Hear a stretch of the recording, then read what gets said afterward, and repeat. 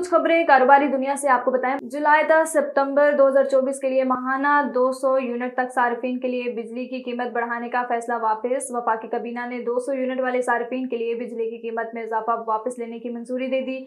वज़ीर आज़म शहबाज शरीफ ने हंगामी बुनियादों पर सर्कुलेशन समरी की वफाकी काबीना से मंजूरी ली। जुलाई 10 सितंबर 2024 के लिए माहाना 200 यूनिट तक वाले सार्फिन को रिलीफ दिया जाएगा। जराये के मुताबिक वफाकी हुकूमत टैरिफ पर रिलीफ देने के लिए तकरीबन 50 अरब रुपए की सब्सिडी देगी। वफाकी काबीना ने बिजली के फी यूनिट बुनियादी टैरिफ में 7 रुपए 12 पैसे तक इजाफा मंजूर किया था।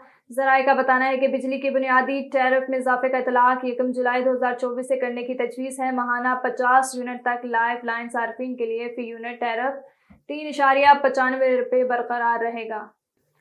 आलमी और मकामी सतह पर सोने की कीमतों में कमी। बैनुल अक़वामी बिलियन मार्केट में फी यूनिट सोने की कीमत $12 की कमी से $2,374 की सतह पर आ गई, जबकि पाकिस्तान में फ़ी तोला सोने की कीमत में 1300 रुपये और फ़ी 10 ग्राम सोने की कीमत में 1113 रुपये की कमी रिकॉर्ड की गई।